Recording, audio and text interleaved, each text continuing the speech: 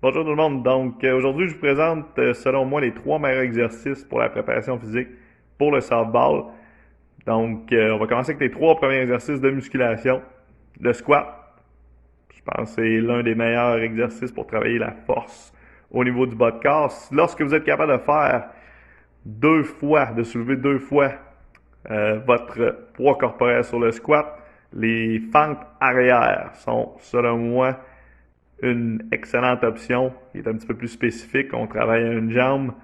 Donc, ça serait le deuxième exercice, selon moi, pour le bas de corps. Ensuite de ça, pour le haut de corps, chin-up est, selon moi, un des meilleurs exercices. Donc, version avec élastique pour commencer, idéalement. Donc, on s'assure, c'est ça, d'aller chercher une amplitude complète. On déplie les bras complètement. Lorsqu'on monte, on essaie d'avoir, c'est ça, le menton qui vient au niveau de la barre. Par la suite, troisième exercice, rotation à la poulie. Donc, qui est selon moi justement un bon exercice, travailler le core, qui va être très spécifique là, au swing ou bien euh, au pitching également. Là, on va chercher sensiblement là, les mêmes groupes musculaires. Donc, encore là, on s'assure d'aller chercher une bonne amplitude. On veut pas euh, faire comme un swing. On veut pas la partie spécifique, on la laisse lorsqu'on pratique notre sport. Le but en préparation physique, c'est vraiment de travailler les mêmes groupes musculaires qui vont travailler lors de notre sport.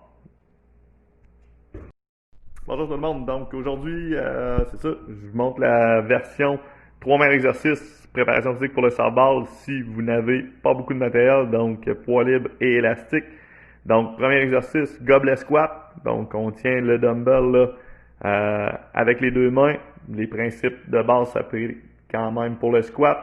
La seule problème un petit peu, je trouve, c'est au niveau de la surcharge. C'est un petit peu difficile de mettre beaucoup de poids et de progresser. Donc la fente arrière est également une très bonne option. Puis avec ça, justement, on est capable, même si on n'a pas beaucoup de poids, de créer quand même là, un stimulus intéressant, donc de rendre ça quand même challengeant.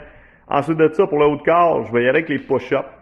Parce que si vous n'avez pas de barre à pull-up, si vous n'êtes pas capable de faire d'exercice de tirage, je pense que les push-ups vont quand même travailler beaucoup de groupes musculaires. Le core aussi va être engagé lorsque les push-ups sont bien faits. Donc, pour le haut de corps, je pense que c'est mon choix. Puis, rotation à l'élastique. Encore une fois, très spécifique. Au lancer, à la frappe, on va travailler sensiblement les mêmes groupes musculaires. Donc, c'est mes trois choix si vous n'avez pas beaucoup de matériel à la maison.